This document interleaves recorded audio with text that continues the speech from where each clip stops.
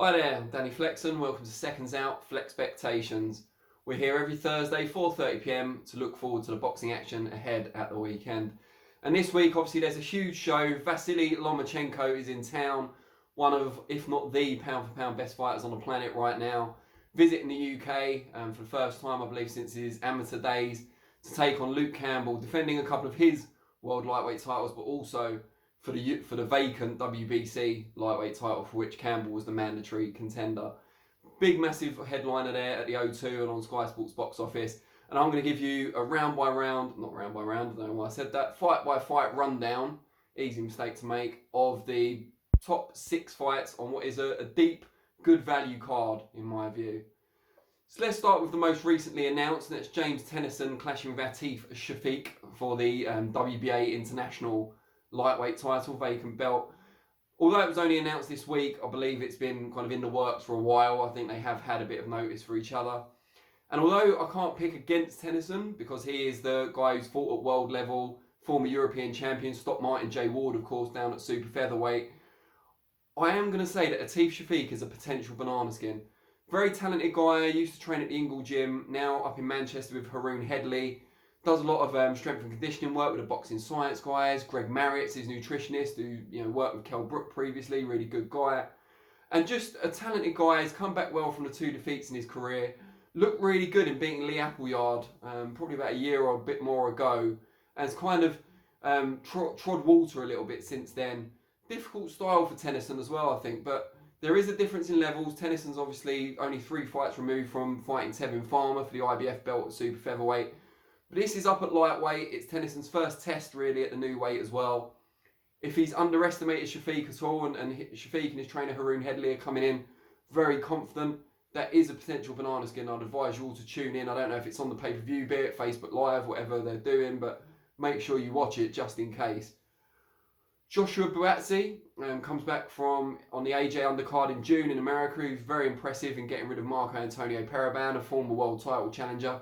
Obviously down at super middleweight Paraban, however, undersized as he was experienced. It was hoped for that he'd give Buatsi rounds, and it didn't turn out to be the case. Buatsi destroyed him, and he's one of the best prospects in world boxing at the moment. The thing with Buatsi is he hasn't got that sort of power where he needs to hit you completely cleanly and right to do it. He can clip you with a shot and it will knock you down. He's got that real power in every shot, and he's so poised and accurate as well. It just adds to it. He's got a guy from Canada, Ray Ford, who's coming over. Is it Ray Ford? Ryan Ford. I have to double check that one. But yeah, he's durable. I think he's 16-4. Never been stopped. So obviously the idea here is to give Buatsi rounds and to be a bit of a showcase as well for Buatsi's skills, which I think it will be. But I don't think he's going to take him beyond the halfway point in this one. I think Buatsi's a streaking prospect. Until he gets tested at genuine kind of world level, I think he's going to be getting rid of these sort of opponents pretty easily. The Battle of Wales for the British and Commonwealth lightweight titles also takes place in London, strangely enough, between Joe Cordina and his challenger Gavin Gwynn. Gavin Gwynn saying all the right things in the build-up, managed by a great boxing stalwart in Chris Sanager, cancer survivor of course, and trained by Tony Borg, who trains Lee Selby, took him to a world title. So really, really respected camp. He's saying all the right things in the build-up, seems confident. But even at the public workouts last night, he did seem a little bit overawed by the occasion. If that's the effect of the public workouts, what's it going to be like on the night itself? Not only that, it's hard to ignore the massive disparity in levels. Cordina, former European champion as an amateur, Rio 2016 GB rep as well. Very, very talented, stopping good domestic people like Andy Townend. Just a really good fighter at this sort of level and probably beyond. And then you've got Gwynn, who's tall, he's aggressive, unbeaten. The kind of both being Welsh, that element will add a bit of extra kind of impetus to him, the national pride at stake. But he's just not fought anyone even like Cordina's level as an amateur or as a pro. So it's hard to see anything other than a clear and relatively comfortable win for Cordina, although I hope obviously Gwynn proves me wrong and makes it at least competitive.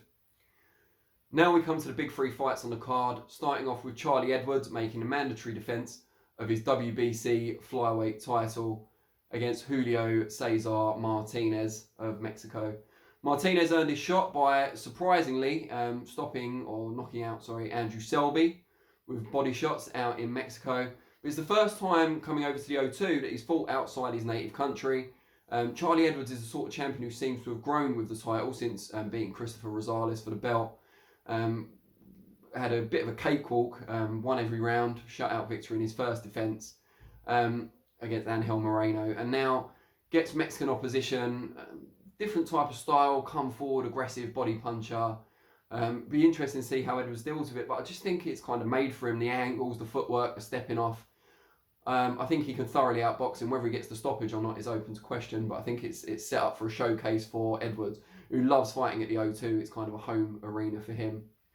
The toughest fight to call for me on the whole show is the heavyweight clash between Alexander Povetkin and Hughie Fury.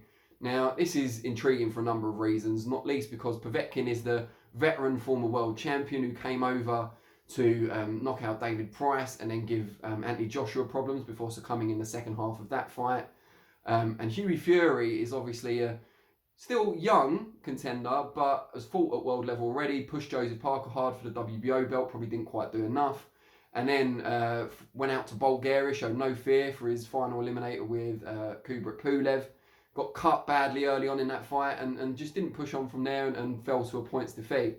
So now he's looking to re-establish himself on the world scene. But Povetkin still has something left to offer, although for most observers he's not the fighter he was in his prime, who is. It's also intriguing because of the clash of styles. You know, Hughie Fury, tall, rangy, likes to fight off the back foot. Povetkin likes to get inside, stocky, unload his hooks. But both technically very talented as well.